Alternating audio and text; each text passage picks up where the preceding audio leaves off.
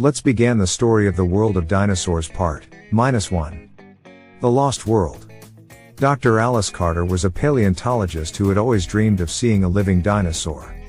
She had spent years studying fossils and bones, but she knew that nothing could compare to the real thing. She had applied for a grant from the Kronos Foundation, a secretive organization that claimed to have invented a device that could send people back in time. She was skeptical at first, but when she received an invitation to join their expedition to the Cretaceous period, she couldn't resist. She packed her bags and boarded a plane to an undisclosed location, where she met the other members of the team. There was Dr. Jack Evans, a geologist who would map the terrain and collect samples, Dr. Lily Chen, a biologist who would study the flora and fauna, and Dr. Mark Wilson, a physicist who was in charge of the time machine. They were all escorted to a large warehouse, where they saw the device for the first time. It looked like a metal sphere with wires and cables attached to it. Dr. Wilson explained that it was a quantum tunnel that could create a wormhole to any point in history. He said that they had tested it on animals and objects, and that it was safe and reliable. He also said that they had a window of 48 hours to explore the past, before they had to return to the present. He gave them each a wristwatch that would sync with the time machine and alert them when it was time to go back. Dr. Carter felt a surge of excitement and nervousness as she put on the watch and entered the sphere with the others. She strapped herself into a seat and put on a helmet with a microphone and earpiece. Dr. Wilson closed the hatch and activated the device. She heard a loud hum and felt a jolt as the sphere began to spin.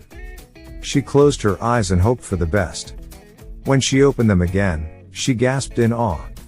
She was looking at a lush green landscape with towering trees and ferns. She saw a herd of triceratops grazing on the grass, and a flock of pterosaurs flying in the sky. She smelled the fresh air and heard the sounds of nature. She couldn't believe it. She was in dinosaur world. She unstrapped herself and got out of the sphere with the others. They were all speechless as they took in their surroundings. They checked their watches and saw that they had arrived at 65 million years ago, near the end of the Cretaceous period. They also saw that they had a signal from the time machine, which meant that they could communicate with Dr. Wilson in the present. "Hello? Can you hear me?" Dr. Wilson's voice came through their earpieces. "Yes, we can hear you," Dr. Carter replied. "Excellent. How is everything?" "Amazing.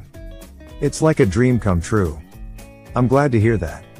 Remember, you have 48 hours to explore and collect data.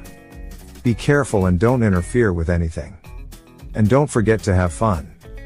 "Thank you, Dr. Wilson. We'll keep you posted." Dr. Carter turned to her colleagues and smiled. "Well, what are we waiting for? Let's go see some dinosaurs." They grabbed their backpacks and cameras and headed towards the Triceratops herd.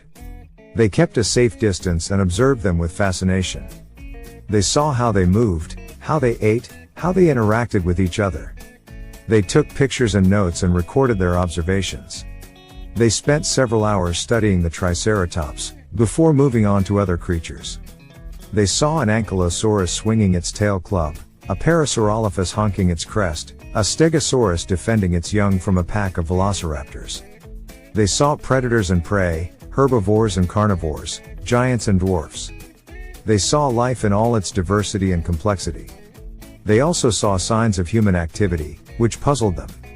They found footprints, tools, weapons, and even buildings made of wood and stone. They wondered who had made them, and why they were here. Could it be another team from Kronos? Dr. Evans asked. "Maybe," Dr. Chen said. "Or maybe someone else has discovered time travel," Dr. Carter said.